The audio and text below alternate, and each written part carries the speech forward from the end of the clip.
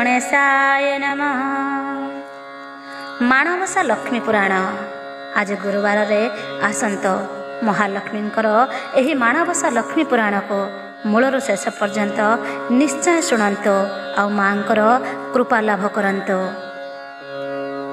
नमस्तेस्तु महामाये श्रीपीठे सुरपूजिते शंख चक्र गदा हस्ते महालक्ष्मी नमस्तुते।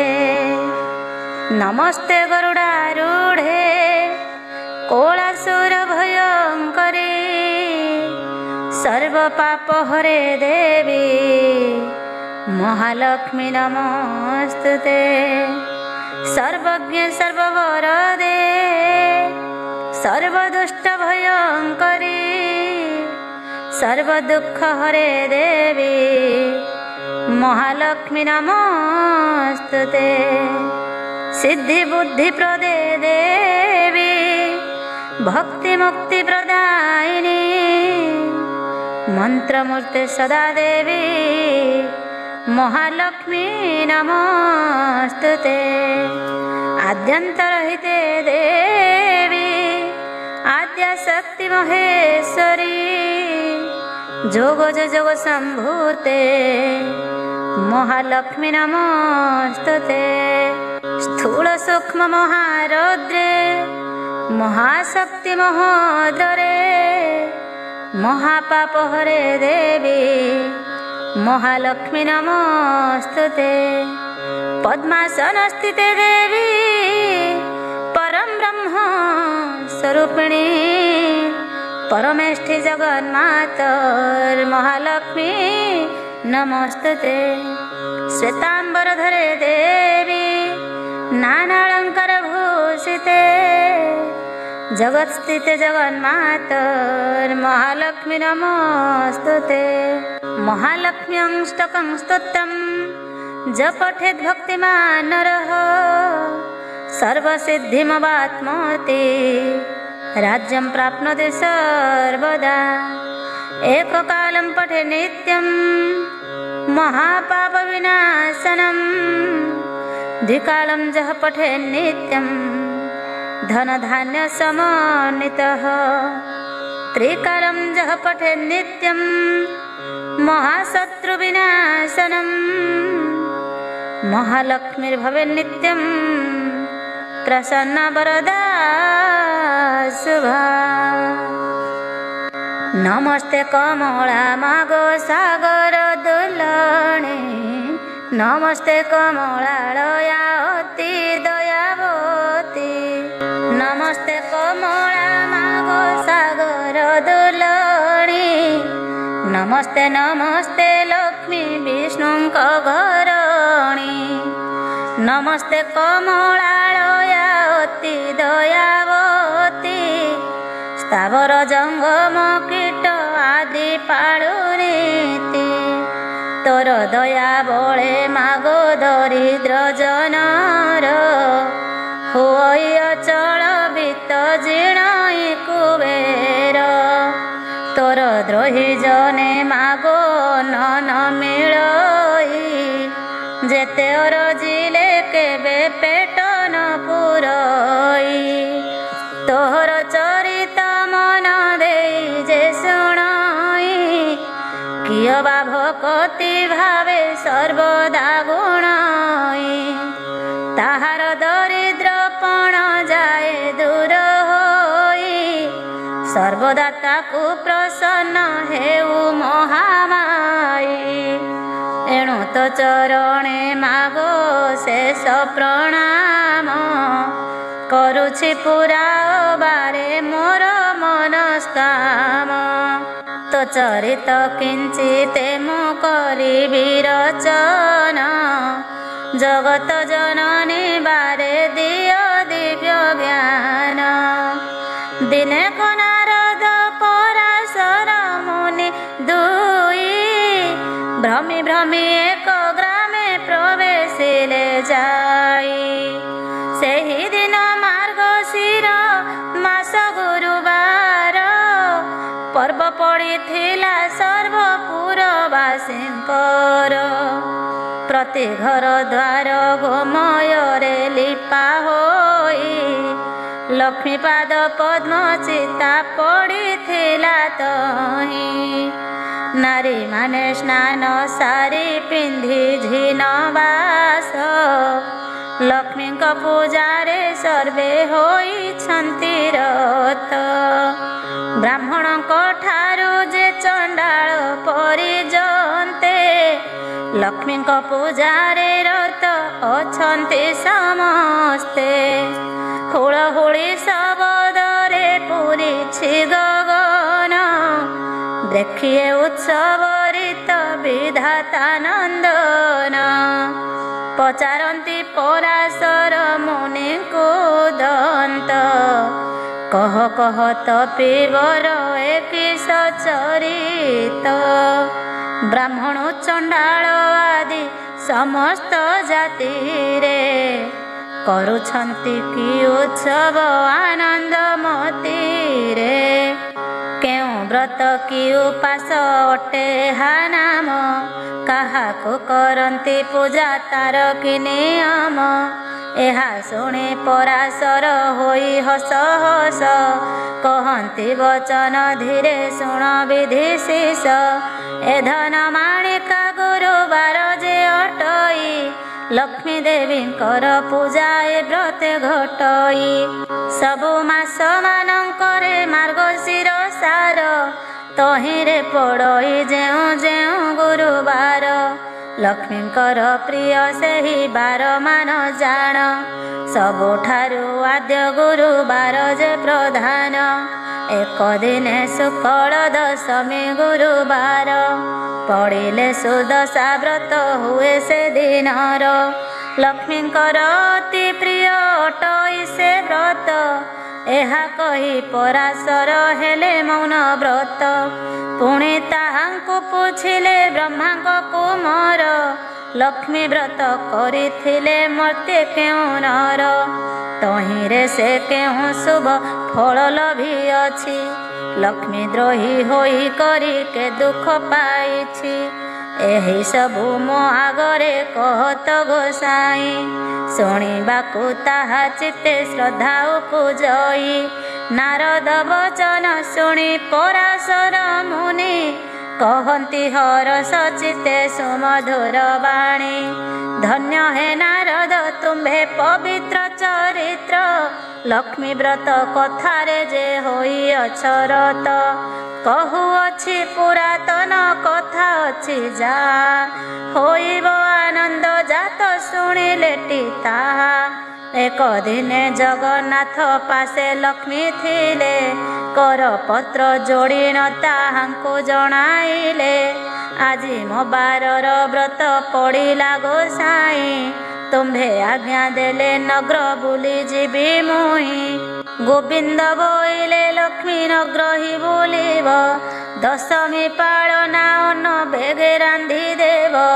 ପ୍ରଭୁଙ୍କ ମୁଖରୁ ମାତ ହେମନ୍ତ ଶୁଣିଲେ ବସ୍ତ୍ର ଅଳଙ୍କାର ମାନ ଯତନେ ପିନ୍ଧିଲେ।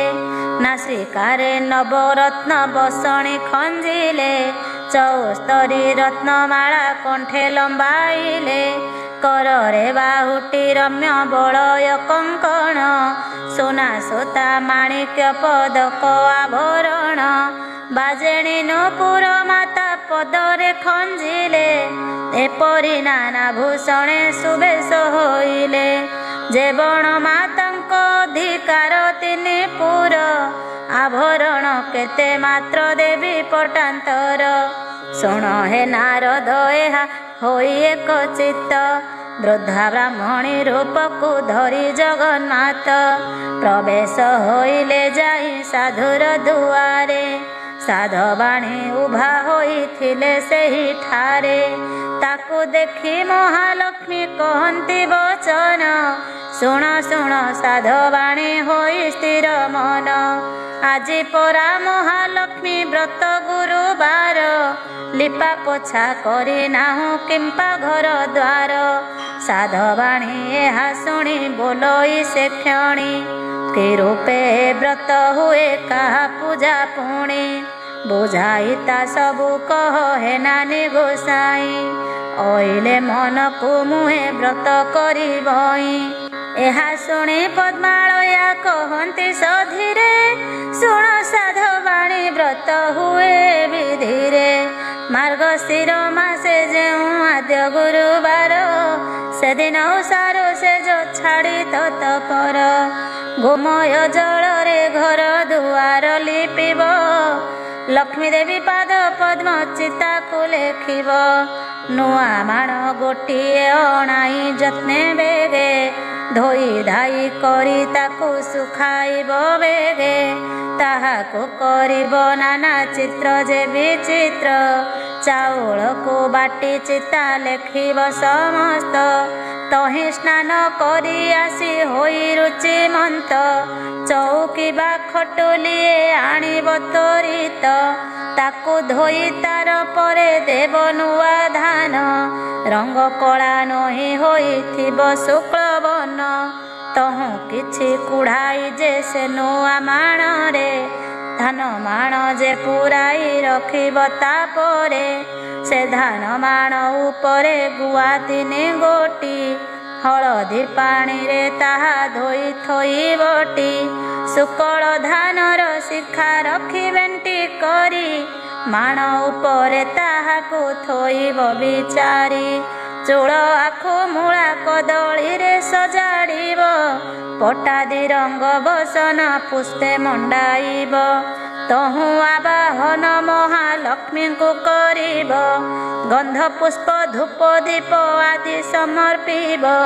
ପ୍ରଥମରେ ବାଳ ଧୂପ ତାପରେ ଶଙ୍ଖୁଡ଼ି, ଏପରି କରିବ 3 ଧୂପକୁ ସଜାଡ଼ି। ମହାଲକ୍ଷ୍ମୀଙ୍କର ଆଉ ଏକ ବ୍ରତ ଅଛି, ସୁଦଶା ବୋଲି ତା ନାମ ଲୋକେ ପ୍ରକଟିଛି। ଶୁକ୍ଳ ଦଶମୀ ହେଲେ ଗୁରୁବାର ଦିନ, ହୁଅଇ ସୁଦଶା ବ୍ରତ ଶୁଣ ଦେଇ ମନ। ସେହି ଦିନ ଉଷାରୁ ଯେ ଉଠି ତତ୍ପର, ଝୋଟି ଆଦି ଚିତା ଦେବ ପୂର୍ବ ପରକାର।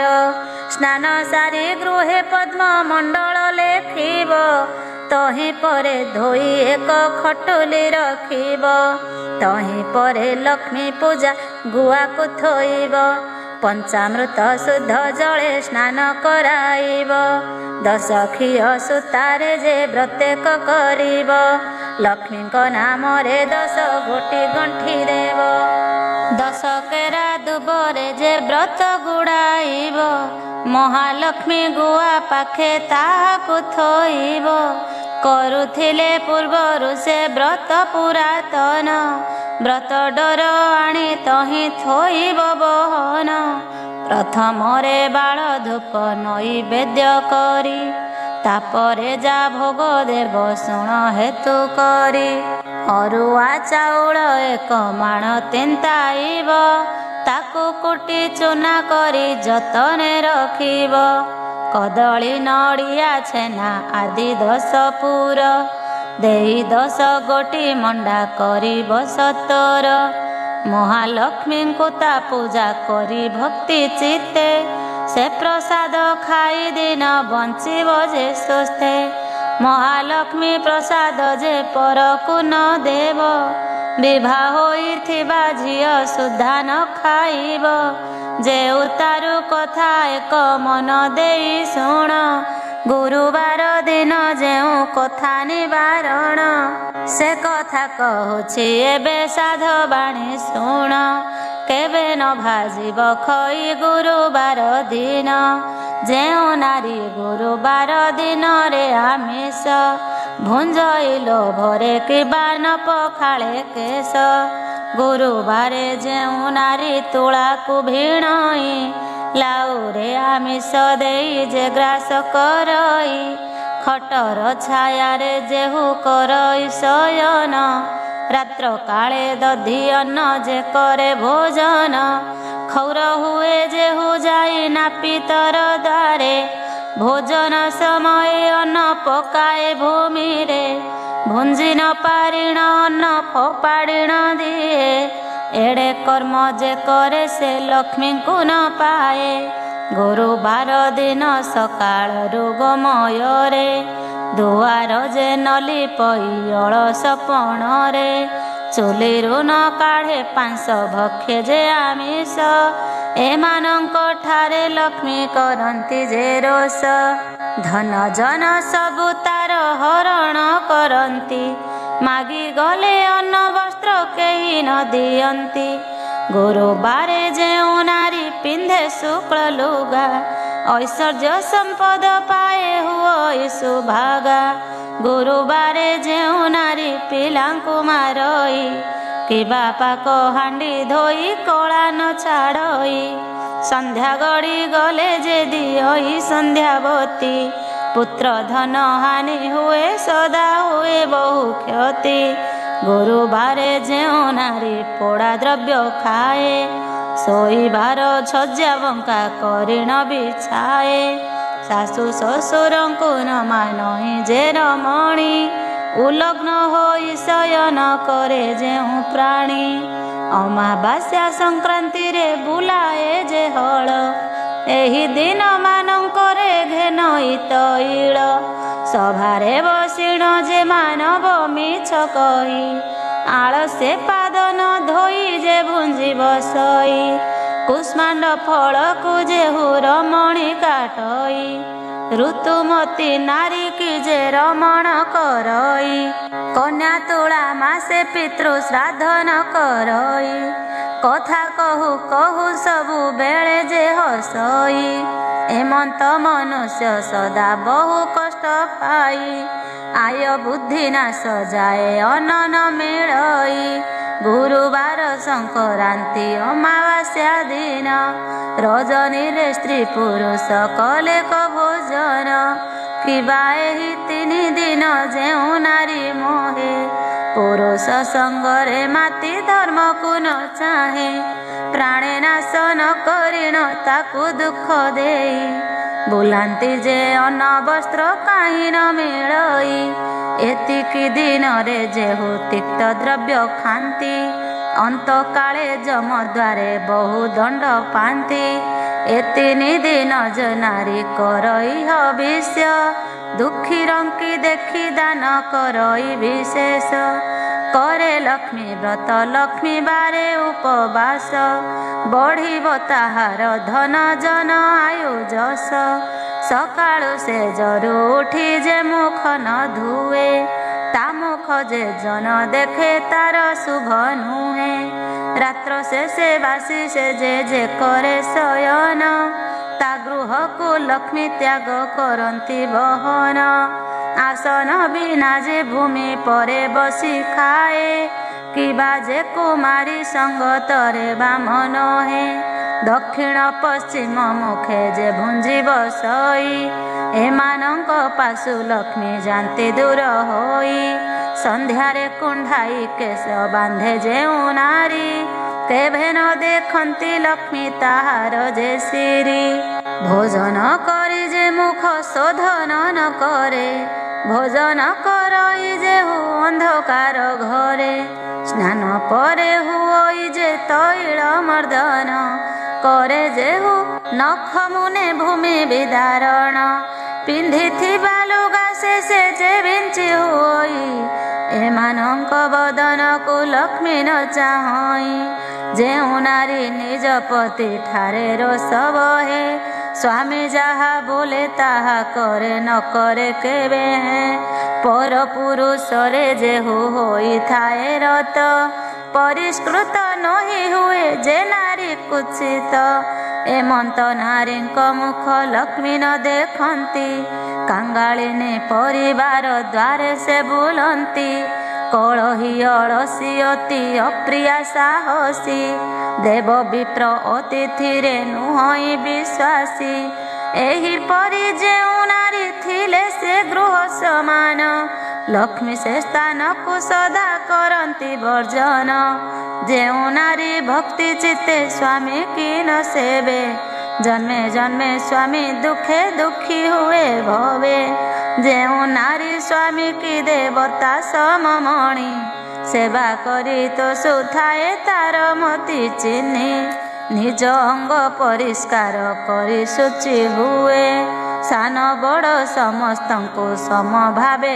चाहे परोसिबा बेले पक्षपात जे न करे स्वामी पुत्र समस्तंको बांटे समान रे पतिर आज्ञा को केभे न पकाए तले स्वामी दुखे दुखी सुखे सुखी होई चले एमंत नारीर गृह लक्ष्मी न छाड़ती तार दुख नयन रे केवे न देखती ए मर्त्य मंडले से ही नारी सुख पाए पति पुत्र कन्या ऐश्वर्य युक्त हुए अंत काले वैकुंठे लक्ष्मी संगरे अनुक्षणे मजी रहे प्रमोद रंगरे सधवा नारीर पति बिना नाही गति तप जप देव पूजा ताहार नीति पति सेवा छाड़ी वृथा व्रत जे करई जन्म जन्मांतरे बाल्य विधवा होई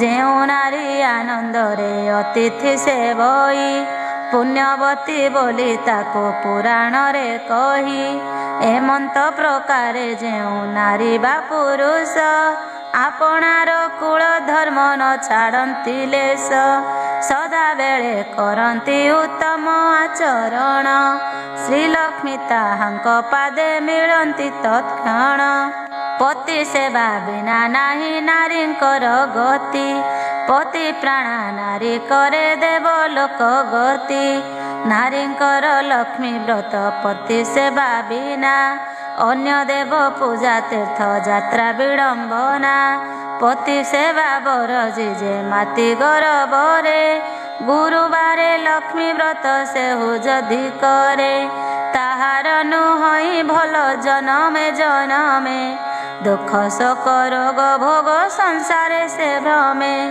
एमंत तियारी साधवाणी की कहिले आजी ठारू लक्ष्मी व्रत कर जाबोइले नकले सर्व संपद तोर क्षय जीव अन्न वस्त्र अभावरे दुख भोग हेब शुण हो नारद ठाकुराणी एहा कही सेठा बरु केते दूर पथ गले बाई घरे घरे पुरे पुरे लक्ष्मी विजे कले काहारी दुआरे से ही सूची न देखिले केवण युवती निदे होई अचेतन काहार फिटी जाइछि पिंधिला बसन काहार शिरे केश मुकुलित होई भूमि परे पड़ी अछि केरी केरी होई एही रूपे महालक्ष्मी देखी करी गले चंडाल साही रे जाई प्रवेश होइले श्रिया चंडालुणी नगर बाहरे ता घर ताहार महिमा जे देवंकु अगोचर प्रतिदिन खर कई गुंडीचा नगर विष्णु भक्ति रे जे अति सतपर रात्र बेनी घड़ी थाई चंडालुणी गला एक बन गाईर जे गोबर आनिला उत्तम करीण घर द्वार को लिपिला छड़ा पानी मुंदाए दुआरे पकाइला अरुआ चाउल बाटी घरे झोटी देला 16 कोठी करी दिव्य पद्मेक काटिला 10 मुखी दीपावली मंडले थोइला 10 वर्ण फल मूल मंडले बाढ़िला सूता 10 खिय नहीं मंडले थोइला मनर चंचले पुणी बेगे चली गला अरुआ चाउल आउ दुब 10 केरा ताहा नहीं चंडालुणी मंडले थोइला धूप दीप नैवेद्य गंध पुष्प देला लक्ष्मी नारायण बोली सुमरणा कला नमस्ते नमस्ते मागो हरिंक घरणी मुहि छारहीन जाति न जाणही पुणी चंडाल साही रे घर पुणी चंडालुणी किंचिते भक्ति मोर घेन कमलिनी दांडे दांडे जाउथिले विष्णु पाटराणी सही न पारिले चंडालुणी हृदयिनी पद्म फूल देखी तांक बलिला सरधा दोई पाद देई माता पद्मे हेले उभा ଚଣ୍ଡାଳୁଣୀ ଘର ଗୋଟି ପାଇଲା ଶୋଭା। ଲକ୍ଷ୍ମୀ ବିଜେ କରିଛନ୍ତି କି ଉପମା ଦେବା। ବୋଇଲେ ଲୋ ଚଣ୍ଡାଳୁଣୀ ମାଗି ଘେନ ବର। ପ୍ରସନ୍ନ ହୋଇଲି ଦୁଃଖ ନାସିବି ତୋହର। ଚଣ୍ଡାଳୁଣୀ କହୁଅଛି ଶିରେ କର ଦେଇ। କି ବର ମାଗିବି ମାଗ ମାଗି ନ ଜାଣଇ। ଗୋଗୋଷ୍ଠକୁ ଦେବ ମୋର ଲକ୍ଷ୍ମୀ ପଦ ଗାଇ। କୁବେର ସମାନ ଧନ ଦେବୁ ମାତ ତୁହି। କୋଳକୁ ନନ୍ଦନ ଯେ ହସ୍ତକୁ ସୁନା ବାହି। ଚାରି ଯୁଗେ ବସିବି ଅମର ବର ପାଇ। ଲକ୍ଷ୍ମୀ ଶୁଣି ବୋଇଲେ ତୁ ହୋଇଛୁ କି ବାଇ। ଏ ସମସ୍ତ ବର ତୋତେ ଦେଇ ତ ପାରଇ। ଅମର ବର ଦେବାକୁ ଶକ୍ତି ମୋର ନାହିଁ। ଏହି ବର ମାଗିଲୁ ତୁ କେମନ୍ତ ପ୍ରକାର। ଯେତେ ଦିନ ଜିଇଥିବୁ ଐଶ୍ୱର୍ଯ୍ୟ ଭୁଞ୍ଜିବୁ। ଅନ୍ତକାଳେ ଯାଇ ବିଷ୍ଣୁ ପଞ୍ଜରେ ପଶିବୁ। ମୋହର ଏ ବ୍ରତ କରିଥିବୁ ସବୁଦିନ। ଲକ୍ଷ୍ମୀ ନାରାୟଣ ପାଦେ ଥିବ ତୋର ମନ। ଶୁଣ ହେ ନାରଦ ଏଣେ ହରି ବଳରାମ। ମୃଗୟା ବିନୋଦେ ଯାଇଥିଲେ ଘୋର ବନ। ଯୋଗ ବଳେ ବଳରାମ ଏ କଥା ଜାଣିଲେ। ଡାକି ହରି ଶ୍ରୀହରିଙ୍କୁ ଏମନ୍ତ କହିଲେ। ଦେଖ ଦେଖ କହ୍ନାଇ ତ ଭାରି ଯାଚାର। ଉଭା ହୋଇ ଅଛଇ ଯେ ଚଣ୍ଡାଳୁଣୀ ଘର। ହାଡ଼ି ଘରେ ଥିବ ଲକ୍ଷ୍ମୀ ପାଣ ଘରେ ଥିବ। ସ୍ନାନ ନ କରିଣ ବଡ଼ ଦେଉଳେ ପଶିବ। ଏହି ରୂପେ ସବୁଦିନେ ଦେଉଳେ ପଶୁଛି। ଦୁଇ ଗୋଟି ଭାଇଙ୍କୁ ବିଟାଳ କରାଉଛି। ଦରିଦ୍ର ଭଞ୍ଜନୀ ନାମ ଯେଣୁ ଅଛି ବହି। ଦରିଦ୍ର ମାନଙ୍କ କଷ୍ଟ ନ ପାରଇ ସହି। ସୁଦଶା ନାମରେ ଏକ ବ୍ରତ ଯେ ତାହାର। ଏହି ବ୍ରତେ ଚଣ୍ଡାଳୁଣୀ ପୂଜଇ ପୟର। ଭାରି ଯାରେ କାର୍ଯ୍ୟ ଯେବେ ଅଛି ରେ କହ୍ନାଇ। ଚଣ୍ଡାଳ ସାହିରେ ନଗ୍ର ତଳ ବେଗେ ଯାଇ। ଆମ୍ଭ ବାକ୍ୟ ମାନେ ତାକୁ ଦିଅ ଘଉଡ଼ାଇ। ଏପରି ଘରଣୀ ଥିଲେ ଭଲ ଗତି ନାହିଁ। ଗୋବିନ୍ଦ ବୋଇଲେ ଭାଇ ଘଉଡ଼ାଇ ଦେବା। ଲକ୍ଷ୍ମୀ ପରା ଭାରି ଯାକୁ ଆଉ ନ ପାଇବା। ସେ ଯେବେ ଦୋଷ କରିଛି ଏମନ୍ତ କରିବା। ସ୍ୱର୍ଗପୁର ଲୋକଙ୍କୁ ଡକାଇ ଅଣାଇବା। 5 ଲକ୍ଷ ଟଙ୍କା ଦେଇ ଜାତି କରାଇବା। ଆଉ ବେଳେ ତାର ଯଦି ଅନୀତି ଦେଖିବା। ଦେଉଳ ଭିତରୁ ତାକୁ ଦେବା ଘଉଡ଼ାଇ। ଏକଥା ପ୍ରମାଣ ତୁମ୍ଭେ ଶୁଣ ଜ୍ୟେଷ୍ଠ ଭାଇ। ନ ଜାଣି ଯେ ଦୋଷ କଲେ ସିନ୍ଧୁରାଜ ଜେମା। ବାରେ ମାତ୍ର ଭାଇ ତାଙ୍କ ଦୋଷ କର କ୍ଷମା। ବଳରାମ ବୋଲୁଛନ୍ତି ଶୁଣ ଭାବଗ୍ରାହୀ। ତୋର ଲକ୍ଷ୍ମୀ ଥିଲେ ମୁହିଁ ରହିବଇ ନାହିଁ। ଭାରି ଯା ଅଟଇ ସିନା ପାଦର ପାଣ୍ଡୋଇ। ଭାଇ ଥିଲେ କୋଟି ଭାର୍ଯ୍ୟା ମିଳେ ଯେ ପାରଇ। ଭାର୍ଯ୍ୟା ଠାରେ ଲୋଭ ଯେବେ ଅଛି ରେ କହ୍ନାଇ। ଚଣ୍ଡାଳ ସାହିରେ ତୁ ନର ତୋଳ ଯାଇ। ମୋର ବଡ଼ ଦେଉଳକୁ ଆଉ ନ ଆସିବୁ। ଭାରିଯାକୁ ଘେନି ଦାଣ୍ଡ ବାହାରେ ରହିବୁ। ଧିକ୍କାର ବଚନ ପ୍ରଭୁ ସହି ନ ପାରିଲେ। ଛାଡ଼ିଲି ବୋଲିଣ ରଙ୍ଗ ଅଧରେ କହିଲେ। ଦେଉଳର ସିଂହ ଦ୍ୱାରେ ପ୍ରବେଶ ହୋଇଲେ। ଊର୍ଦ୍ଧ୍ୱମୁଖ ହୋଇ ପ୍ରଭୁ ନିଶ୍ୱାସ ଛାଡ଼ିଲେ। ଶୁଣ ହେ ନାରଦ ତେଣେ ଶ୍ରିୟା ଚଣ୍ଡାଳୁଣୀ।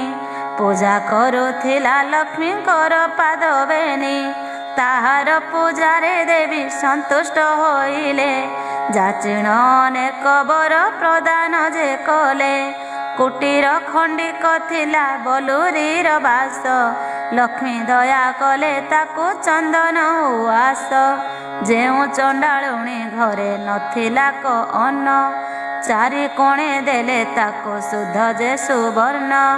ଯେଉଁ ଚଣ୍ଡାଳୁଣୀ ଘରେ ନଥିଲା କ ପୁତ୍ର।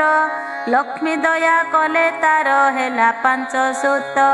ଧନ ପୁତ୍ରବତୀ ହୁଅ ବୋଲିଣ ବୋଇଲେ। ବର ଦେଇ ସେଠା ବରୁ ବିଜେ କରି ଗଲେ। ଲକ୍ଷ୍ମୀ ହେତୁ ଚଣ୍ଡାଳୁଣୀ ହେଲା ଭାଗ୍ୟବତୀ।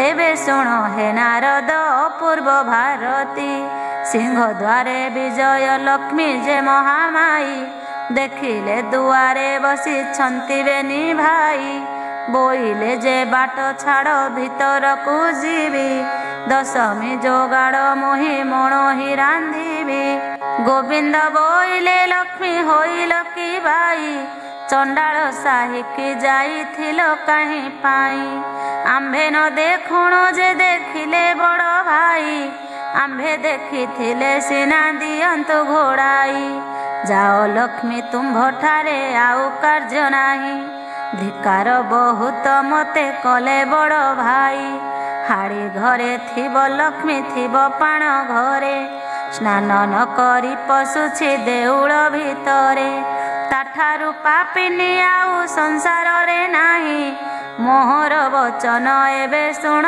प्राण सही जगते बोलंती तोते बाई ठाकुराणी बाई प्राय बुलु थाउ होई मो घरणी एक घर कराउ सहस्र घर भांगी सहस्र घर कराउ एक घर भांगी एमंत प्रकार लक्ष्मी महिमा तोहर जाओ लक्ष्मी बाहारी गो नरहमपुर तोह ठारे कोप करी छंती ज्येष्ठ भाई लक्ष्मी देवी कहउछंती ठाकुरंकु चाहि छाड़ पत्र देई मते दियो घोड़ाई जगन्नाथ कहउछंती लक्ष्मी मुख चाहि आंभ जाति रे तो छाड़ पत्र चले नाही छाड़िबा भारी जा मुख चाहि न जोगाई लक्ष्मी देवी कहउछंती ठाकुरंकु चाहि जेते बेले सागर मंथिले देव जाई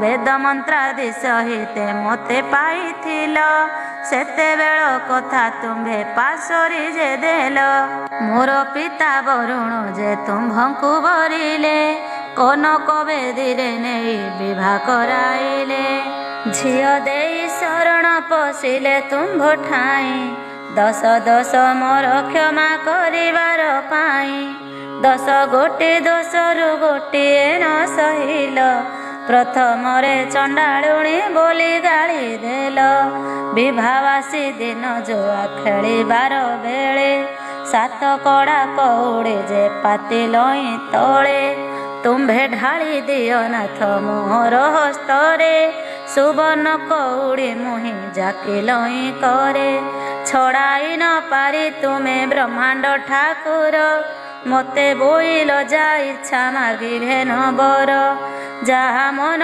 बांछा गो करिबु बई देही ताहा मु अवश्य देवी शुण प्राण सही कर पत्र जोड़िण मु बोइली उत्तर सावधान होई शुण ब्रह्मांड ठाकुर 8 दिने पड़िब मोहर गुरुवार पड़ी चरचिबी मोहि सबिंकर घर पड़ी चरचिबी किटु ब्रह्म परिजन्ते एही दोष मोर प्रभु न धरिब चित्ते हेउ बोली श्रीमुखरे आज्ञा अछ देई एबे किंपा सत्य भग्न हेउछ गोसाई जगन्नाथ कहउछंती कोप भर होई बाप तो लुणिया जे गरजी मरु थाई झियो टेरी तो दुर्गुण कहिले न सरे बापर गर्जन शब्दे किए रही पारे चारि पाखे मेघनाद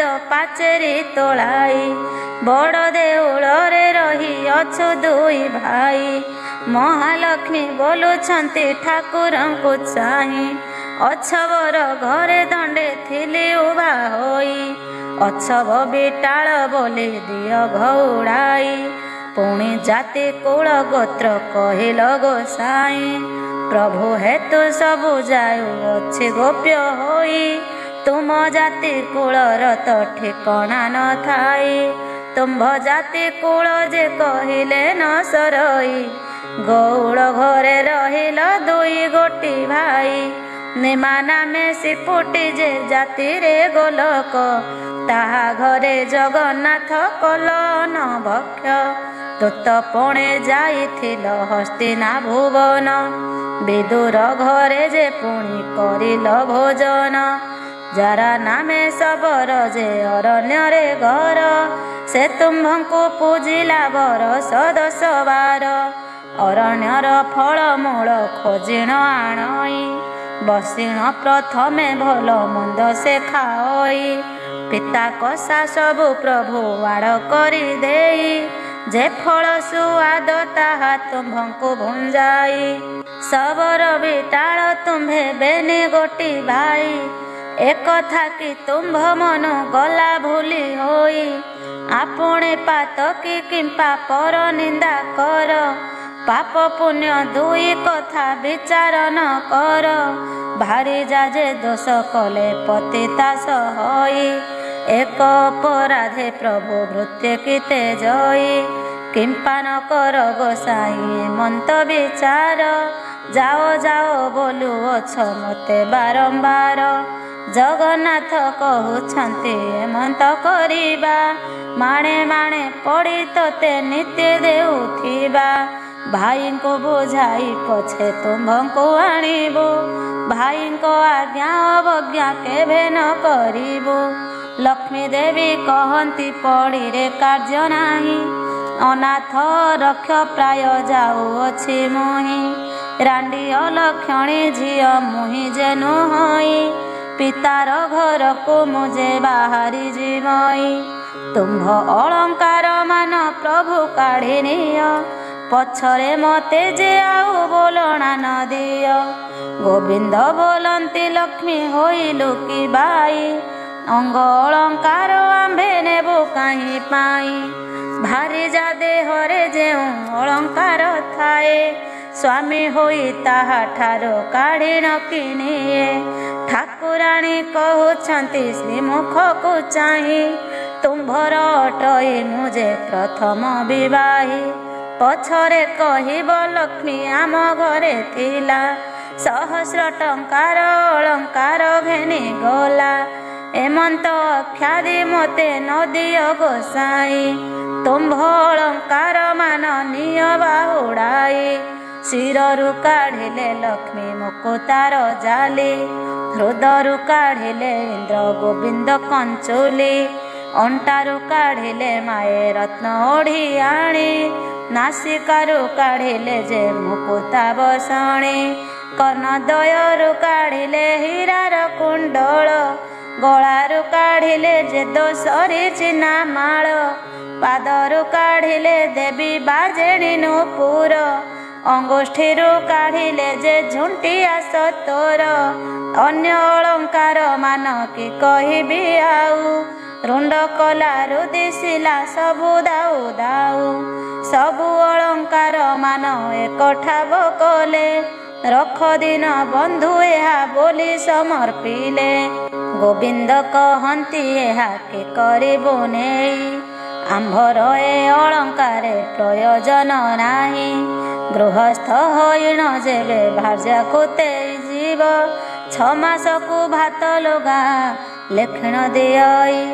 ଏହି ଅଳଙ୍କାର ସବୁ ତୁମ୍ଭେ ଘେନି ଯାଅ, ବିକି ଭାଙ୍ଗି କରି ଭାତ ଲୁଗା କରୁଥାଅ। ଲକ୍ଷ୍ମୀ ଦେବୀ କହୁଛନ୍ତି ପ୍ରଭୁ ମୁଖ ଚାହିଁ, ସାବଧାନ ହୋଇ ଶୁଣ ବ୍ରହ୍ମାଣ୍ଡ ଗୋସାଇଁ। ମୋର ତୁଲେ ଆଉ ଯେଉଁ ଭାରି ଜାଣିବ, ଏହି ସବୁ ଅଳଙ୍କାର ତାହାଙ୍କୁ ଯେ ଦେବ। ମୁହିଁ ଯାଉଅଛି ହୀନ ଅରକ୍ଷିତ ହୋଇ, ମୋହ ଅଭିଶାପ ଘେନ ପ୍ରଭୁ ଭାବଗ୍ରାହୀ। ସତେ ଯେବେ ଚନ୍ଦ୍ର ସୂର୍ଯ୍ୟ ହନ୍ତି ଆତ ଜାତ, ତୁମ୍ଭଙ୍କୁ ଅନ୍ନ ନ ମିଳୁ ଆହେ ଜଗନ୍ନାଥ। 12 ବର୍ଷ ଯାଏ ତୁମ୍ଭେ ଦରିଦ୍ର ହୋଇବ, ଅନ୍ନ ବସ୍ତ୍ର ଜଳ ଯେ ତୁମ୍ଭଙ୍କୁ ନ ମିଳିବ। ମୁହିଁ ଚଣ୍ଡାଳୁଣୀ ଯେବେ ଟେକି ଦେବି ଅନ୍ନ, ଭୋଜନ କରିବେ ତେବେ କାଳିୟ ଗଞ୍ଜନ। ଏତେ ବୋଲି ଲକ୍ଷ୍ମୀ ଦେବୀ ସାପ ଦେଇ ଗଲେ, ଦେଉଳୁ ବାହାର ହୋଇ କେତେ ଦୂର ଗଲେ। ଏହା ଦେଖି ଦାସୀ ମାନେ ସଙ୍ଗେ ଗୋଡ଼ାନ୍ତି, ଦାସୀଙ୍କୁ ଅନାଇ ଲକ୍ଷ୍ମୀ ଦେବୀ ବୋଲୁଛନ୍ତି, ମୁହିଁ ଯାଉଅଛି ହୀନ ଅଲକ୍ଷଣୀ ହୋଇ, ମୋର ପଛେ ତୁମ୍ଭେ ମାନେ ଆସୁଛ କିମ୍ପାଇଁ। ଏହିପରି ହୋଇ ଯେବେ ପିତା ଘର ଯିବି, 4 ଦିନ ମାତ୍ର ତହିଁ ରହି ନ ପାରିବି। ଜଗନ୍ନାଥ ପ୍ରାୟ ବନ୍ଧୁ ପିତା ଘର ଯିବେ, ତାଙ୍କୁ ଦେଖି ପିତା ମୋତେ ସମର୍ପଣ ଦେବେ। ସାପ ଦେବା ଫଳ ମୋ ହୋଇବ କାରଣ, ଦରିଦ୍ର ନହିବେ ପ୍ରଭୁ ଦେବ ଭଗବାନ। ଏତେ ବୋଲି ଲକ୍ଷ୍ମୀ ଦେବୀ ମନେ ଚିନ୍ତା କଲେ, ବିଶ୍ୱକର୍ମା ଯେ ମାଏ ମନେ ସୁମରିଲେ। ବୈକୁଣ୍ଠପୁରରେ ବିଶ୍ୱକର୍ମା ରହିଥିଲେ, ସ୍ମରଣ ମାତ୍ରକେ ଲକ୍ଷ୍ମୀ ଛାମୁରେ ମିଳିଲେ। ଈଶ ଆଜ୍ଞା ହେଉ ମୋତେ ଲକ୍ଷ୍ମୀ ମହାମାଇ, ଶୁଣି ଆଜ୍ଞା ଦେଲେ ବିଶ୍ୱକର୍ମାକୁ ଯେ ଚାହିଁ। ଚଣ୍ଡାଳୁଣୀ ଅପବାଦୀ ପ୍ରଭୁ ଦେଲେ ଘଉଡ଼ାଇ, ପାରିବୁ କି ଖଣ୍ଡିଏ କୁଡ଼ିଆ ତୋଳି ଦେଇ। ଆଜ୍ଞା ମାତ୍ରେ ବିଶ୍ୱକର୍ମା ବେଗେ ଚଳିଗଲେ, 3 କୋଶ ପ୍ରମାଣେ ଉଆସ ତୋଳାଇଲେ। ସୁବର୍ଣ୍ଣର କାନ୍ଥମାନ ସବୁ ଘରେ କଲେ, ହୀରା ନୀଳା ମାଣିକ୍ୟାଦି ତହିଁ ଖଞ୍ଜାଇଲେ। ଗଣ୍ଠିସ୍ଥଳେ ଅନେକ ମୁକୁତା ଲଗାଇଲେ, ପ୍ରବାଳର ସ୍ତମ୍ଭମାନ ତହିଁରେ ରଚିଲେ। ପୁର ଦେଖି କମଳିନୀ ସନ୍ତୁଷ୍ଟ ହୋଇଲେ, ବିଶ୍ୱକର୍ମାକୁ ବହୁତ ପ୍ରଶଂସା ଯେ କଲେ। ବୈକୁଣ୍ଠପୁରକୁ ବିଶ୍ୱକର୍ମା ଚଳିଗଲେ, ଅଷ୍ଟବେତାଳକୁ ଡାକି ଦେବୀ ଆଜ୍ଞା ଦେଲେ। ଅଷ୍ଟବେତାଳରେ ତୁମ୍ଭେ ହେମନ୍ତ କରିବ, ପ୍ରଥମେ ରୋଷେଇ ଶାଳେ ଯାଇଣ ପଶିବ। 60 ପଉଟି ଭୋଗ ଭୁଞ୍ଜିବ ଯେ ତହିଁ, 13 ପଉଟି ବ୍ୟଞ୍ଜନ ଖାଇବ ହର୍ଷ ହୋଇ। ଶାଗ ମୁଗ ମଧୁରୁଚି ତିକ୍ତ କାଞ୍ଜିରାଇ, ଆମ୍ବିଳ ଖାଇବ ଖଣ୍ଡା ସାକର ମିଶାଇ। ଅମୃତ ମଣୋହି ମାନ ଭୋଜନ କରିବ, ହାଣ୍ଡି ମାନ ନେଇ ଏକଠାବେ କଚାଡ଼ିବ। ତହୁଁ ଯାଇଣ ଭଣ୍ଡାର ମଧ୍ୟରେ ପଶିବ, 52 କୋଟି ଭଣ୍ଡାର ବୋହିଣ ଆଣିବ। କାଣେ କଉଡ଼ି କଡ଼ାକ ଦ୍ରବ୍ୟ ନ ରଖିବ, ସବୁ ବୋହି ଆଣି ମୋର ପାଶେ ସମର୍ପିବ। ବେତାଳ ବୋଇଲେ ମହାଲକ୍ଷ୍ମୀ ମୁଖ ଚାହିଁ, କେମନ୍ତ କରିଣ ତହୁଁ ଆଣିବୁ ବୁହାଇ। ଜଗନ୍ନାଥ ମହାପ୍ରଭୁ ତହିଁ ଚେଇଁଥିବେ, ଆମ୍ଭଙ୍କୁ ଦେଖିଣ କାଳେ ପରାଭବ ଦେବେ। ଶୁଣ କମଳିନୀ ନିଦ୍ରାବତୀ କିରାଇଲେ, ବହନମ ବୋଲ କର ବୋଲିଣ ବୋଇଲେ। ରାମକୃଷ୍ଣ ନୟନରେ ନିଦ୍ରା ଯେ ଘାରିବୁ, କାଲି ବେଳ 2 ଘଡ଼ି ଯାଏ ନ ଛାଡ଼ିବୁ। ଆଜ୍ଞା ପାଇ ନିଦ୍ରାବତୀ ଶୀଘ୍ର ଚଳିଗଲେ, ରାମକୃଷ୍ଣ ନୟନରେ ନିଦ୍ରା ଯେ ଘାରିଲେ।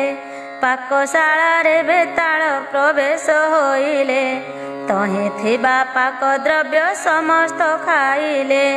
ହାଣ୍ଡି ମାନ ସବୁ ଏକଠାବେ କଚାଡ଼ିଲେ, ଭଣ୍ଡାର ଘରରେ ଅଷ୍ଟବେତାଳ ପଶିଲେ। ଯେତେ ଦ୍ରବ୍ୟ ପୂର୍ଣ୍ଣ ହୋଇ ରହିଥିଲା ତହିଁ, 52 କୋଟି ଭଣ୍ଡାର ଆଣିଲେ ବୁହାଇ। ରାତ୍ର 16 ଘଡ଼ି ଯାକ ବେତାଳ ଯେ ତହିଁ, କୁଲାରୁ ଛାଞ୍ଚୁଣି ଯାକ ସବୁ ନେଲେ ବୋହି। ଦେଖି କରି ମହାଲକ୍ଷ୍ମୀ ସନ୍ତୁଷ୍ଟ ହୋଇଲେ, ତୁମ୍ଭେ ଆଜି ପୁତ୍ରପଣ କରିଲ ବୋଇଲେ। ପ୍ରଶଂସା କରିଣ ମାଏ ବଚନ ଯେ କହି, ସବୁ ଦ୍ରବ୍ୟ ଆଣିଲ ତ ରତ୍ନ ଖଟ ନାହିଁ। 5 ଲକ୍ଷ ମୂଲ୍ୟ ସେହି ଖଟ ତ ଅଟଇ, ଯାଅ ରେ ବେତାଳ ଏବେ ଖଟ ଆଣ ବୋହି। ଯେତେବେଳେ ଜଗନ୍ନାଥ ଦରିଦ୍ର ହୋଇବେ, ରତ୍ନ ଖଟ ବିକି କରି ଦିନ ଚଳାଇବେ। ଯେବେ ଜଗନ୍ନାଥ ପ୍ରଭୁ ମୋତେ ନ ଖୋଜିବେ, ନାରୀଙ୍କୁ ପୁରୁଷ ମାନେ ଆଉ ନ ଲୋଡ଼ିବେ। ମୋତେ ଘେନି ପ୍ରଭୁ ଯେବେ ନ କରିବେ ଘର, କଳି ଯୁଗେ ନାରୀଙ୍କି ଯେ ନ ଖୋଜିବେ ନର। ବେତାଳେ ବୋଲୁଅଛନ୍ତି ରମା ମୁଖ ଚାହିଁ, ରତ୍ନ ଖଟେ ଶୋଇଛନ୍ତି 2 ଗୋଟି ଭାଇ। କୋଟି ସିଂହ ପରାକ୍ରମ ପ୍ରଭୁ ବଳରାମ, ପୁଣି ତହିଁ ଶୋଇଛନ୍ତି କାଳିୟ ଗଞ୍ଜନ। 7 ଗୋଟି ପର୍ବତରୁ ଅଟଇ ଯେ ଗରୁ, नाम बोही अछंती अचल महामेरु महालक्ष्मी बोइले रे हेमंत करिब दौड़िया खट एक गोटी जे आनिब रामकृष्ण दुहिंकु जे गोड़ाइण देव शोइबार रत्न खट बोहिण आनिब ଏହା ଶୁଣି ବେତାଳ ଯେ ଶୀଘ୍ର ଚଳି ଗଲେ ରତ୍ନ ଖଟ ପାଶେ ଦଉଡ଼ିଆ ଖଟ ଦେଲେ ବଳରାମଙ୍କୁ ପ୍ରଥମେ ଧଇଲେ କଜାଇ ଦଉଡ଼ିଆ ଖଟକୁ ଯେ ଦେଲେ ଗଡ଼ିଆଇ ଏ ଉତ୍ତାରୁ ଜଗନ୍ନାଥ ପ୍ରଭୁଙ୍କୁ ଧଇଲେ ଦଉଡ଼ିଆ ଖଟ ଉପରକୁ ଗଡ଼ାଇଲେ ଶୋଇବାର ରତ୍ନ ଖଟ ଆଣିଲେ କବୋହି महालक्ष्मी आगे देले आनंदरे नेई बलराम पिंधिबार पाट बोही नेले जगन्नाथ पिंधिबार नेत घेनी गले देखि करी महालक्ष्मी संतुष्ट होइले अष्टबेताळंकु बर जाचिण जे देले आरे अष्टबेताळ रे हेमंत करिब वैकुंठपुर रे जाई सुखरे रहिब आज्ञा पाइण बेताळ गण बेगे गले वैकुंठपुर रे जाई प्रवेश होइले महालक्ष्मी तहु एक कथा विचारिले सरस्वती देवी को हृदय सुमरिले बोइले गो सरस्वती हेमंत करिब राज्य राज्य होई घरे घरे बुलुथिब सर्वद्वारे जगन्नाथ बुली बेटी जाई सर्वकंठे सरस्वती विजे कर तुही अन्न पाणी केही तांको किछि न देवे एते दुख पाइले से मते सुमरिबे आरामदायिनी रात्र सुखरे पाहिला दिन दुई घड़ी करे निद्रा जे भाजिला बलराम कहउछंती सुण रे कन्हाई गहळ चहळ आजी किछि शुभु नाही मुदी रथ पंडारत तुंड शुभु नाही दासी परिबारी जे परी चागले काई श्रीमुख पखाड़िबा को जल न मिलई कि बुद्धि करिबा एबे कहरे कन्हाई जगन्नाथ कहउछंती सुण ज्येष्ठ भाई लक्ष्मी छाड़ी गलारु जे हेमंत हुई बलराम कहउछंती सुण रे कन्हाई भार्या छार हेमंत को कहउछु तुही काहार भारी जा जेबे ऋषि हजी जाए तार गृहस्थ की भात रांधेण न खाए भंडार घर को विजे कले दुई भाई भंडारे देखिले किछि पदार्थ जे नाही बलराम कहउछंती काहींकि सहेला 52 कोटी भंडार के घेनिण गला लक्षे जीव खाइले बोहिले न सरई क्षणक भितरे किए घेनी गला बोही सुवर्ण मुदिए बलराम जे पाइले 7 गोटी गंठी देई कानिरे बांधिले जगन्नाथ कहंती जे कि पाइल भाई बलराम कहउछंती धन पाइलई जगन्नाथ कहउछंती बलराम भाई बेंगी पितल खंडक रख काहीं पाई बलराम कहउछंती कि कथा घटिला पाइथिबा स्वर्ण बेंगी पितल होइला शुद्ध सुवर्णरु जेउ धन होइथिला काणी कौड़ी कड़ा को समान नहिला सेठारु बाहरी गले दुई गोटी भाई पाकशाल दुआरे जे प्रवेशिले जाई बलराम ठिया हेले दुआर मुहकु जगन्नाथ पशि गले रोसाई घर को देहरे लागिला कला मुहरे लागिला कला श्रीमुख गोटिक झटकी दिसिला बलराम कहउछंती सुण जगन्नाथ बड़खिया बोली तते कहंती जगत मते अन्न न देण सबु खाऊ तुही जगन्नाथ कहउछंती सुण ज्येष्ठ भाई अन्न काहीं मिलिब जे चुली सुधा नाही न बुझिए परी किंपा कहूछ गोसाई सेठारु जाई देखिले धानर मोराई ଲକ୍ଷ ଲକ୍ଷ ଭରଣ ଯେ ଧାନ ତହିଁ ଥାଇ, ଦେଖିଲେ ଅଗାଡ଼ି ତହିଁ ଗୋଟିଏ ଯେ ନାହିଁ। ତହୁଁ ଗଲେ ଦୁଇ ଭାଇ ନିରାଶ ଯେ ହୋଇ, ଇନ୍ଦ୍ରଦ୍ୟୁମ୍ନ କୂଳେ ଯାଇ ପ୍ରବେଶ ହୋଇଲେ। ଟୋପାଏ ଟୋପାଏ ଯେ ପାଣି ତହିଁ ନ ଦେଖିଲେ, ବଡ଼ ଦେଉଳରେ ଯାଇ ପ୍ରବେଶ ହୋଇଲେ। ସେହି ଦିନ ଉପବାସ କରି ନ ରହିଲେ, ବେଳ ଦୁଇ ଘଡ଼ି କରି ନିଦ୍ରା ଯେ ଭାଙ୍ଗିଲା। ମୁଖ ପ୍ରକ୍ଷାଳନ ଅର୍ଥେ ପାଣି ନ ମିଳିଲା, କି ବୁଦ୍ଧି କରିବା ଏବେ ବୁଦ୍ଧି ଦିଶୁନାହିଁ। ବଳରାମ କହୁଛନ୍ତି ଶୁଣରେ କହ୍ନାଇ, କାଲି ଉପବାସରେ ରହିଲେ ବେନି ଭାଇ। ଆଜି ପାଦେ ଯିବାକୁ ତ ବଳ ପାଉନାହିଁ, କେଉଁଠାରୁ ଯେବେ ଆଜି ନ ମିଳିବ ଅନ୍ନ। କେମନ୍ତ ପ୍ରକାରେ ଆମ୍ଭେ ଧରିବା ଜୀବନ। ବଳରାମ କହୁଛନ୍ତି ଶୁଣ ଆରେ ବାବା, ନଗରରେ ଭିକ୍ଷା ମାଗି ଜୀବନ ପୋଷିବା। କାନ୍ଧରେ ପକାଇ ଛିଣ୍ଡା ଉତ୍ତରୀ ପଇତା, ହସ୍ତରେ ଧଇଲେ ଦୁଇ ଭାଇ ଭଙ୍ଗା ଛତା। ଚିତା ଘେନିବାକୁ ଜଳ କାହିଁ ନ ପାଆନ୍ତି, ଯାହା ଘର ଠାକୁ ପାଣି ମାଗିବାକୁ ଯାନ୍ତି। ଚୋର ଖଣ୍ଟ ବୋଲି ମାରି ଘଉଡ଼ାଇ ଦିଅନ୍ତି, ସେଠା ବରୁ ଦୁଇ ଭାଇ ଭୟ ପଳାବନ୍ତି। ଜଗନ୍ନାଥ କହୁଛନ୍ତି ଶୁଣ ଜ୍ୟେଷ୍ଠ ଭାଇ, ବଡ଼ ପଣ୍ଡା ଘରକୁ ଯେ ଚାଲ ଏବେ ଯାଇ। ହସ୍ତ ଧରା ଧରି ହୋଇ ଦୁଇ ଭାଇ ଗଲେ, ବଡ଼ ପଣ୍ଡା ଘରଠାରେ ପ୍ରବେଶ ହୋଇଲେ।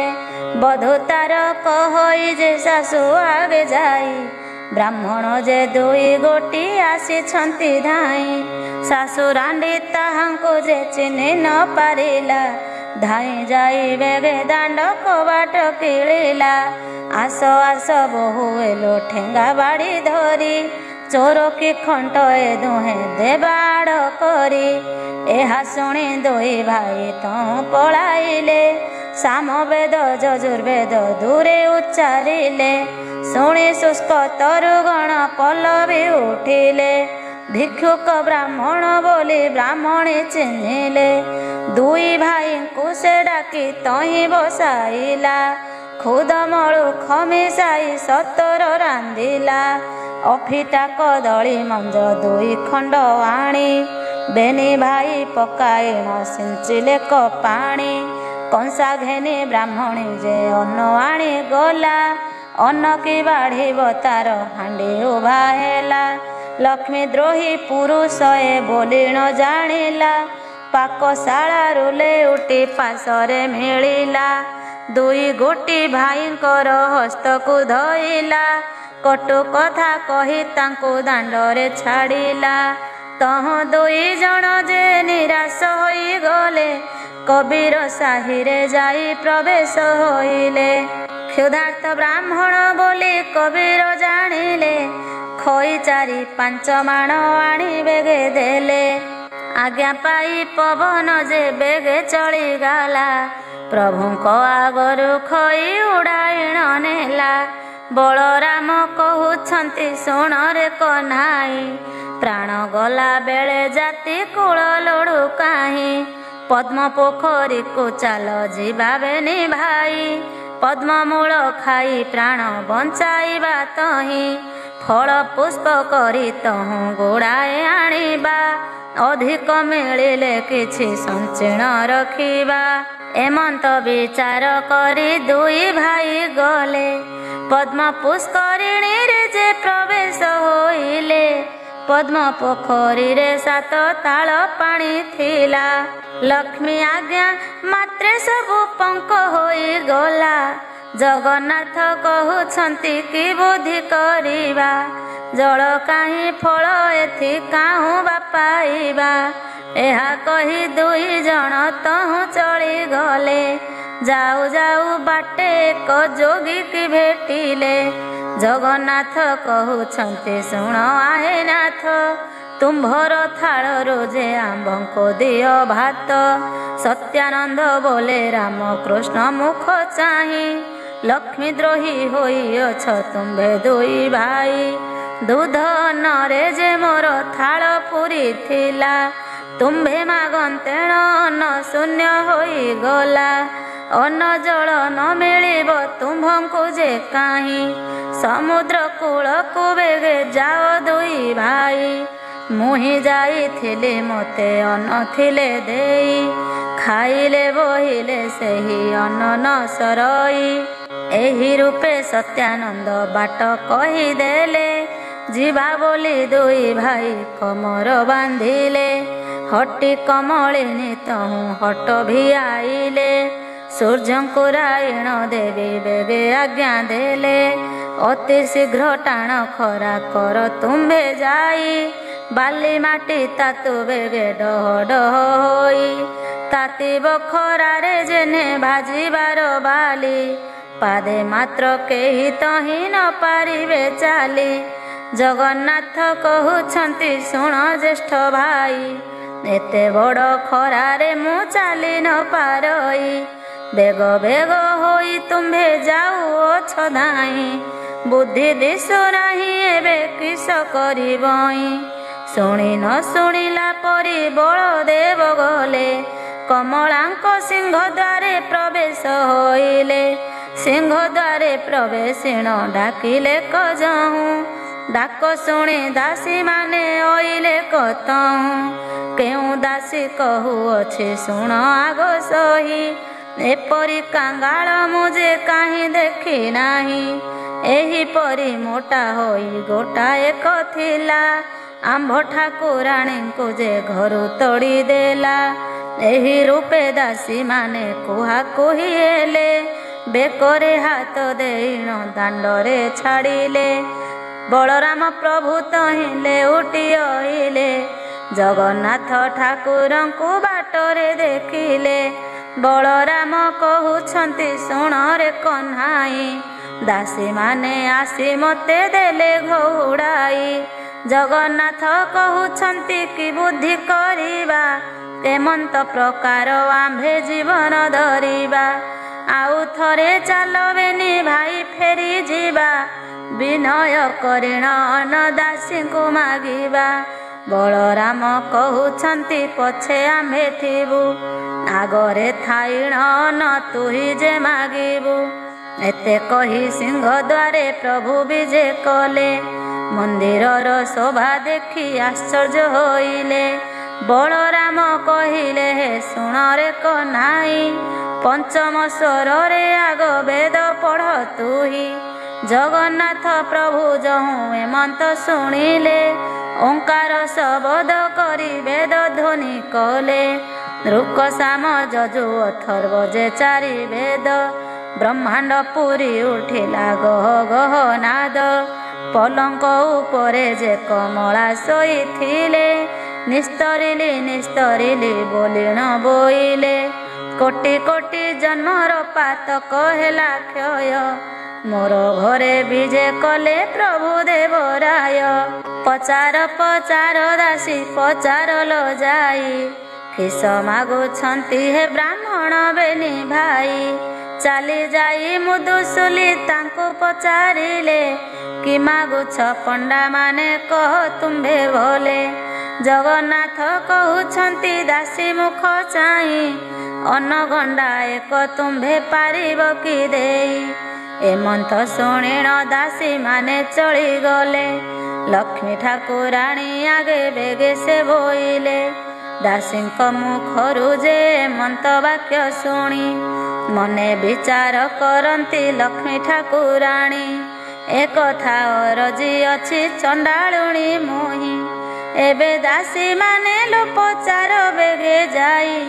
ବ୍ରାହ୍ମଣ ହୋଇ ମୋ ଘରେ କି ରୂପେ ଖାଇବେ, ଚଣ୍ଡାଳୁଣୀ ଅନ୍ନ ଖାଇ ଅପବାଦ ନେବେ।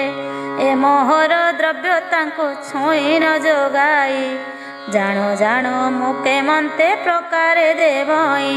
ଠାକୁରାଣୀ ସମୀପରୁ ଦାସୀ ମାନେ ଗଲେ, ବ୍ରାହ୍ମଣଙ୍କ ଆଗେ ଯାଇ ଏମନ୍ତ କହିଲେ।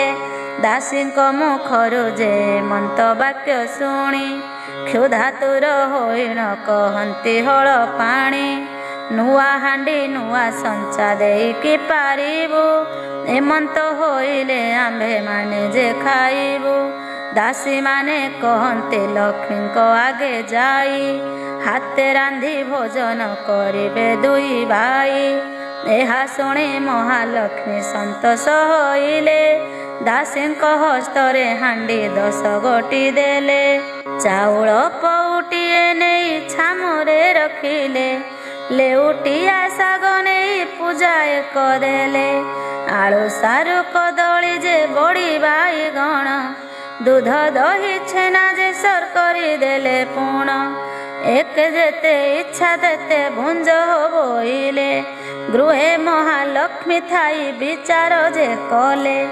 ରାନ୍ଧଣା ଭୁଞ୍ଜିବେ ଯଦି ହାତେ ଦୁଇ ଭାଇ, ନାରୀଙ୍କୁ ପୁରୁଷ ଆଉ ଲୋଡ଼ିବେ କିମ୍ପାଇଁ। ଲକ୍ଷ୍ମୀ ଦେବୀ କାଠ ଖଣ୍ଡେ ହସ୍ତରେ ଧଇଲେ, ଅଗ୍ନିର ସ୍ତମ୍ଭନ ମନ୍ତ୍ର ଦେବୀ ପାଠ କଲେ। କଦାପି ଅଗ୍ନି ଦେବତା ତେଜ ନ ହୋଇବ, ହାଣ୍ଡି ନ ତାତିବ ଆଉ ପାଣି ନ ତାତିବ। ଯେତେ କାଠ ଜଳୁଥିବ ଭସ୍ମ ହୋଇଯିବ, କୁହୁଳି କରିଣ ତହୁଁ ଧୂଆଁ ହେଉଥିବ। ଏମନ୍ତ ବୋଲିଣ କମଳା ଯେ ଆଜ୍ଞା ଦେଲେ, ସେହି ପ୍ରକାରେଣ ଅଗ୍ନି ଦେବତା ଯେ କଲେ। ସବୁ କାଠ ଯାକ ତହିଁ ଅଙ୍ଗାର ହୋଇଲା, ତେବେ ସୁଦ୍ଧା ଯେ କିଞ୍ଚିତେ ପାଣି ନ ତାତିଲା। ହଟି କମଳିନୀ ହଟ ଭିଆଇଲେ ଯେଣୁ, ହାଣ୍ଡି ତଳେ କଳା ଟିକେ ନ ପଡ଼ିଲା ତେଣୁ। ସୁଗନ୍ଧ ତୈଳ ଦେବୀ ଦେଲେ ପଠିଆଇ, ଦାସୀମାନେ କହୁଛନ୍ତି ବ୍ରାହ୍ମଣଙ୍କୁ ଚାହିଁ। ପାକ ସିଦ୍ଧି ହେଲା କି ନହିଲା ହେ ଗୋସାଇଁ, ତୈଳ ଲଗାଇ ସ୍ନାନ କର ବେଗେ ଯାଇ। ଜଗନ୍ନାଥ କହୁଛନ୍ତି ପାଣି ନ ତାତିଲା, କି ପାକ କରିବୁ ବେଳ ଉଛୁର ହୋଇଲା। ବଳରାମ କହୁଛନ୍ତି ଶୁଣରେ କହ୍ନାଇ, ଅନ୍ନ ହୋଇଲା କି ନାହିଁ କହ ବେଗେ ତୁହି। ଜଗନ୍ନାଥ କହୁଛନ୍ତି ଶୁଣ ଆହେ ଭାଇ, ଅନ୍ନ କି ହୋଇବ ଟିକେ ପାଣି ତାତି ନାହିଁ। ବଳରାମ କହୁଛନ୍ତି ରେ ଅଧୁଆ ମୁହାଁ, ରାନ୍ଧି ନ ଜାଣି ହୋଇଅଛୁ ଯେ ରାନ୍ଧୁଣିଆ। ତୁହି ଆଡ଼ ହୁଅ ମୁହିଁ ରାନ୍ଧୁଅଛି ଯାଇ, ଅନ୍ନ ରାନ୍ଧିବାକୁ ଗଲେ ବ୍ରାହ୍ମଣ ଗୋସାଇଁ। ଫୁଙ୍କି ଫୁଙ୍କି ବଳରାମ ବିରକ୍ତ ହୋଇଲେ, କାଠ ଖଣ୍ଡେ ଘେନିଣ ଯେ ହାଣ୍ଡି ପିଟି ଦେଲେ। କ୍ଷୁଧାରେ ଦୁଇ ଭାଇ ଯେ ଆକୁଳ ହୋଇଲେ, କି ବୁଦ୍ଧି କରିବା ଜଗନ୍ନାଥଙ୍କୁ ବୋଇଲେ। ଜଗନ୍ନାଥ ବୋଇଲେ ତ ବୁଦ୍ଧି ଦିଶୁନାହିଁ, କ୍ଷୁଧାରେ ଆତୁର ହେଉଅଛି ମୋର ଦେଇ। ବଳରାମ କହୁଛନ୍ତି ଶୁଣ ଜଗନ୍ନାଥ, ଜାତି ପଛେ ଯାଉ ତାର ଘରେ ଖାଉଁ ଭାତ। ଯେବେ ଏହା ଘରୁ ଭାତ ଆମ୍ଭଙ୍କୁ ନ ଦେବ, ଆମ୍ଭ ଦୁଇ ଭାଇଙ୍କର ମରଣ ହୋଇବ। ଲେଉଟିଣ ଦାସୀ ଯାଇ ଲକ୍ଷ୍ମୀଙ୍କୁ କହିଲେ, ବ୍ରାହ୍ମଣ ତ ହାଣ୍ଡି ଭାଙ୍ଗି ଫୋପାଡ଼ି ଦେଲେ। ଏହା ଶୁଣି ମହାଲକ୍ଷ୍ମୀ ମନେ ଚିନ୍ତା କଲେ, କେତେ ଦୁଃଖ ଦିନ ବନ୍ଧୁ ଦୁହେଁ ଯେ ପାଇଲେ। ସୁବର୍ଣ୍ଣର ଚଟୁ ଗୋଟି ହସ୍ତରେ ଧଇଲେ, ରୋଷେଇ ଶାଳାକୁ ଲକ୍ଷ୍ମୀ ନିଜେ ବିଜେ କଲେ। ପ୍ରଥମେ ରାନ୍ଧିଲେ ମାଏ ବଗଡ଼ା ଯେ ଅନ୍ନ, ମୁଗ ମଧୁରୁ ଚିକ୍ଷୀର ନାନାଦି ବ୍ୟଞ୍ଜନ। ଆମ୍ବିଳ ସାକର କଲେ କଦଳୀର ଭଜା, ଅତି ଯତ୍ନେ କଲେ ମାଏ ତିଅଣ ଯେ ମଞ୍ଜା। 60 ପଉଟି ସେ ରନ୍ଧନ କଲେ ଯାଇ, ବଗଡ଼ା ଭାତ ମହିମା କଳନା ନ ଯାଇ। ଦୁଧ ପୁଳି କଲେ ମାତ ଘୃତ ପୁଳି କଲେ, ଅତି ଯତନରେ ମାଏ ସର ପୁଳି କଲେ। ଯେତେ ଦ୍ରବ୍ୟ ରାନ୍ଧିଛନ୍ତି ବ୍ରାହ୍ମଣଙ୍କ ରୁଚି, ବଢ଼ିର ମହୁର କଲେ ପକାଇଣ ସାଚି। ସହସ୍ର ଆଟିକା ରାନ୍ଧି ଦ୍ରବ୍ୟ ସଜାଡ଼ିଲେ, ଯେ ଯାହା ସ୍ଥାନରେ ଯତ୍ନେ ରଖାଇଣ ଦେଲେ। କର୍ପୂର ଛେନା ଶର୍କରା ମରିଚ ଗୋଳାଇ, 60 ନଉତି ପଣା ରଖିଲେ ତ ନେଇ। ରଙ୍ଗବାଣ ପଇଡ଼ ସାଙ୍ଗରେ ଛେନା ପଣା, ଅଦା ମିଶା କରି ଯେ ନବା ତ ଖଣ୍ଡ ଛେନା। ଲକ୍ଷ୍ମୀଙ୍କର ପାକ ଗୁଣ କେ କହିପାରିବ, କ୍ଷଣକ ମଧ୍ୟରେ ମାଏ ସଜାଡ଼ିଲେ ସର୍ବ। ସବୁଥିରୁ ଖଣ୍ଡିଏ ଖଣ୍ଡିଏ ରଖିଥିଲେ, ଭୋଜନ ଶେଷକୁ ପୋଡ଼ ପିଠାଏ ରଖିଲେ। ବୋଇଲେ ଦାସୀଙ୍କି କର ଅଙ୍ଗ ମରଦନ, ବ୍ରାହ୍ମଣ ବୋଲିଣ ମନେ ନ ପାଞ୍ଚିବ ଭିନ୍ନ। ବ୍ରାହ୍ମଣ ମାନଙ୍କ ମୁହିଁ ଅଟେ ନିଜ ଦାସୀ, ଶୁଣିଣ ଆନନ୍ଦେ ଚଳିଗଲେ ସବୁ ଦାସୀ। ଦାସୀ ମାନେ କହୁଛନ୍ତି ସୁବେଦୀ ଗୋସାଇଁ, ସ୍ନାନ କର ବେଗେ ଅଙ୍ଗ ମରଦନ ହୋଇ। ତହୁଁ ସୁବାସ ଜଳରେ ଦୁହେଁ ସ୍ନାନ କଲେ, ଅଙ୍ଗ ପୋଛିବାକୁ ଦାସୀ ଗାମୁଛାଏ ଦେଲେ। ପିନ୍ଧିବାକୁ ପିତାମ୍ବର ପାଟ ଆଣିଦେଲେ, ସୁବେଶ ହୋଇଣ ଦୁଇ ଭାଇ ଯେ ବସିଲେ। ବଳରାମ କହୁଛନ୍ତି ଶୁଣରେ କହ୍ନାଇ, ଏମନ୍ତ ପ୍ରକାରେ ମାନ୍ୟ କରେ କିସ ପାଇଁ। ଏହା ଘରେ ପୁରୁଷ ତ ଜଣେ ଦିଶୁ ନାହିଁ, ଶୁଳି ଦେବା ପ୍ରାୟ ଏହା ବିଚାର ଦିଶଇ। ଚାଲ ଏବେ ପଳାଇଣ ଏହିଠାରୁ ଯିବା, କ୍ଷଣକ ମଧ୍ୟରେ ଆଉ ପ୍ରାଣ ନ ପାଇବା। ଜଗନ୍ନାଥ କହୁଛନ୍ତି ଜ୍ୟେଷ୍ଠ ଭାଇ ଶୁଣ, ଏ ଘରର କର୍ତ୍ତା ଆଜ ହୋଇବେ ଆପଣ। ବଳରାମ କହୁଛନ୍ତି ଶୁଣରେ କହ୍ନାଇ, ଏମନ୍ତ କହିବା ତୋର ଉଚିତ ନୁହଁ। ଗୃହ ପରିଷ୍କାର ଦେବୀ ସହସ୍ତରେ କଲେ, ଗନ୍ଧ ଚନ୍ଦନ ଯେ ମାଏ ଛଡ଼ା ପକାଇଲେ। ସୁବର୍ଣ୍ଣର ଥାଳି ସୁବର୍ଣ୍ଣର ଗିନା ଝରି, ହାତ ଧୁଆ ପାଦ ଧୁଆ ସୁସଜ୍ଜିତ କରି। ମଣୋହି କରିବା ବିଧି ଯେମନ୍ତେ ଭିଆଣ, ସୁବର୍ଣ୍ଣର ପିଠା ତହିଁ କଲେ କ ନିର୍ମାଣ। ମହାଲକ୍ଷ୍ମୀ କହୁଛନ୍ତି ଦାସୀ ମୁଖ ଚାହିଁ, ବେଗ କରି ପ୍ରଭୁଙ୍କୁ ଲୋ ଘେନି ଆସ ଯାଇ।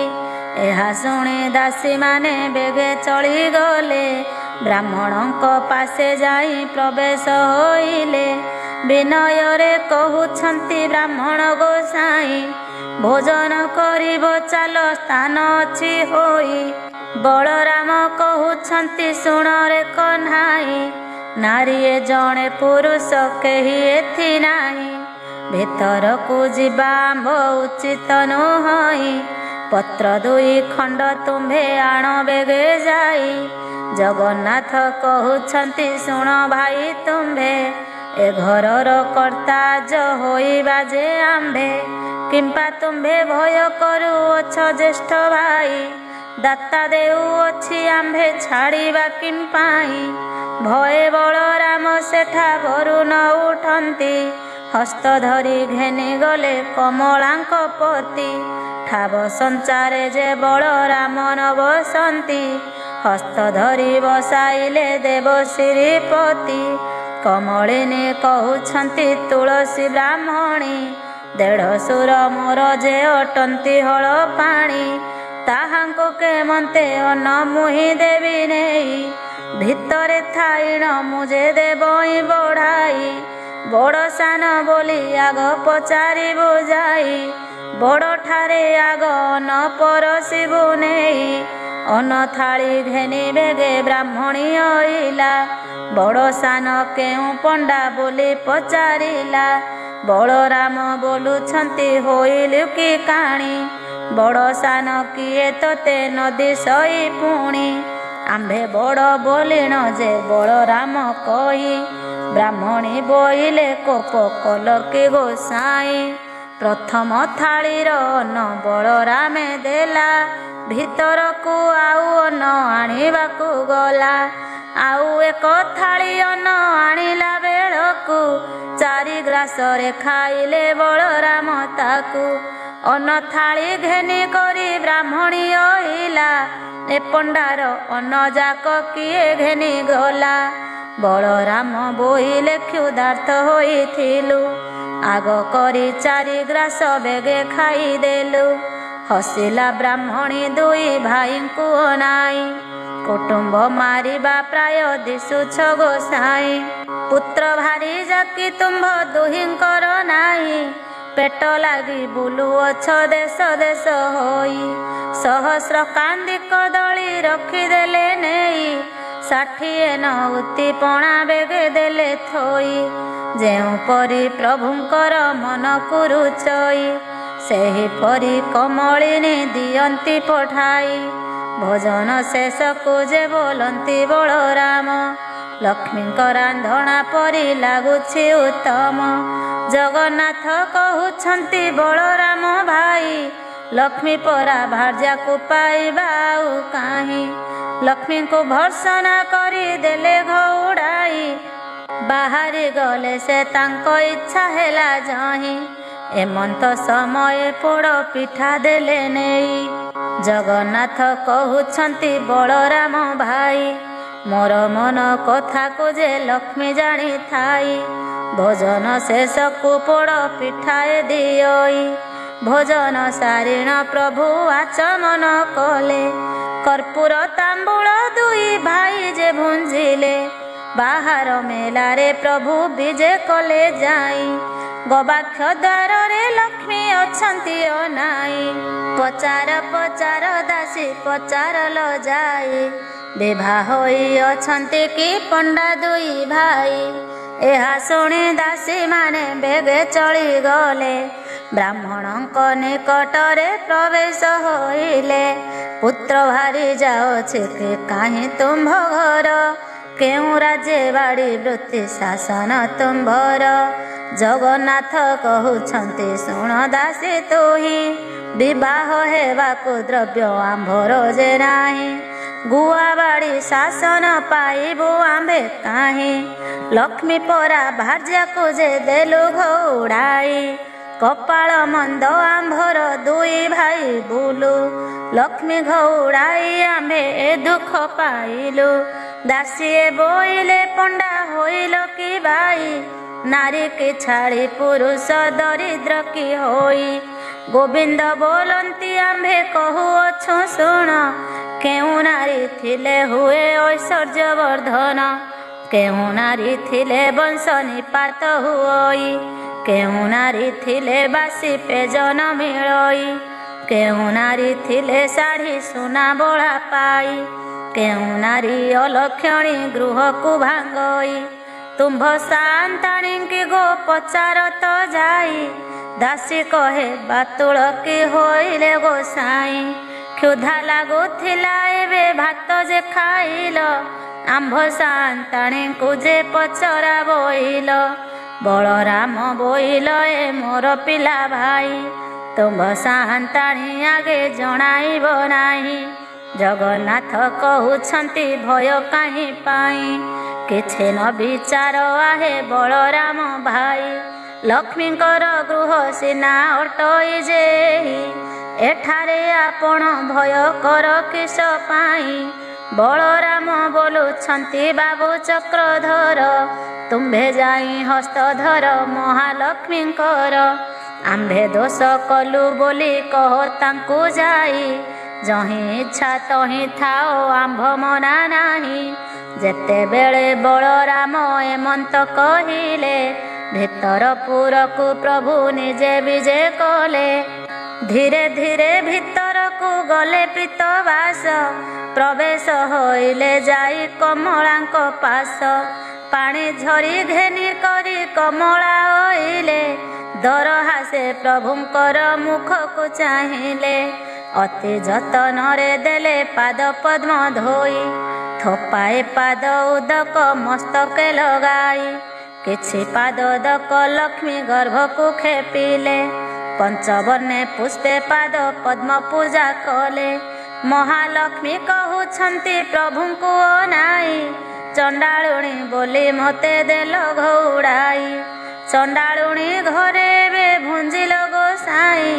चंडाल बिटाल हेल दुई गोटी भाई।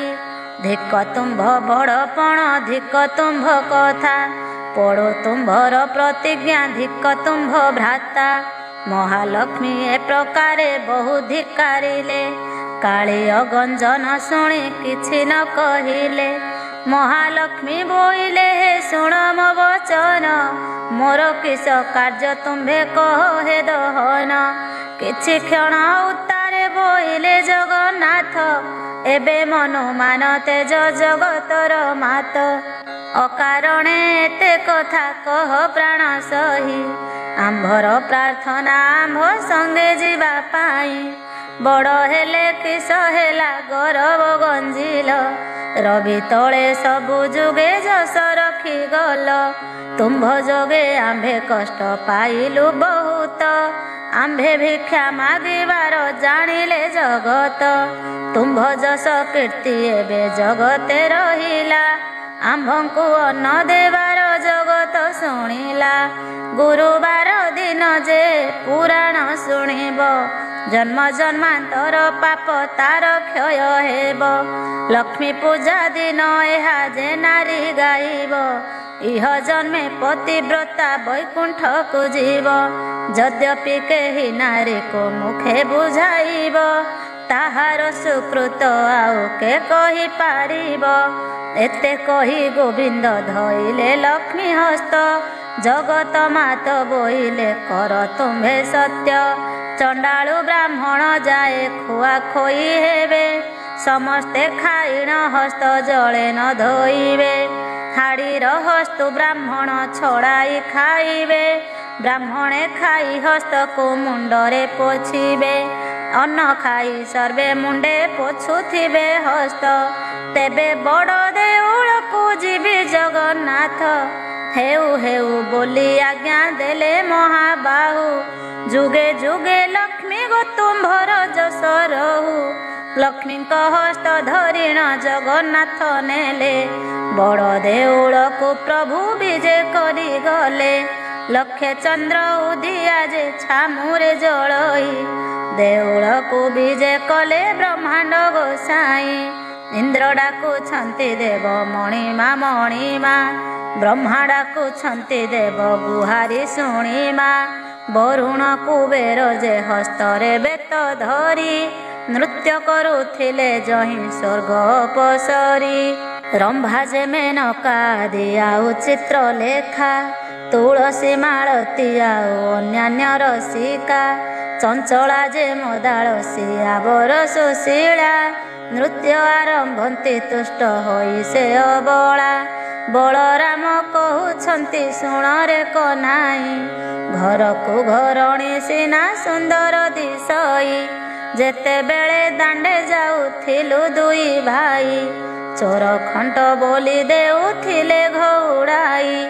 आहुरी कथाए शुण जगन्नाथ भाई लक्ष्मी एते बड़ बोली एबे जानिलई लक्ष्मी देवी विजे कले तांको देउल को दुई भाई विजे कले बड़ देउल को दासी परिवारी आदि करी जेते थिले लक्ष्मी आसिलारु से समस्त जे ओइले लक्ष्मी को पाइण देव गोविंद आनंद संसार रे सेही मते कले कमुकुंद शुणिले नारद एही पुरातन आख्या जहा प्रसन्न रे प्रभु मागिले जे भिक्षा छार चंडालुणी ऐश्वर्य भोग कला लक्ष्मीकर सुदया रे हेमंत होइला ए पुराण पढ़िले जे सर्वसिद्धि हुए सूर्योदय तम सम पाप क्षय जाए ए पुराण जेउ माने पढ़ंती शुणंती लक्षे कोटि गोदान रे फल जे लभंती ए पुराण अटई जे मुक्तिर पथ एहा फल कथन रे केहेब समर्थ लक्ष्मी का पुराण एहु संपूर्ण होइला भावे बलराम दास गीतरे कहिला इति श्री लक्ष्मी पुराण संपूर्ण।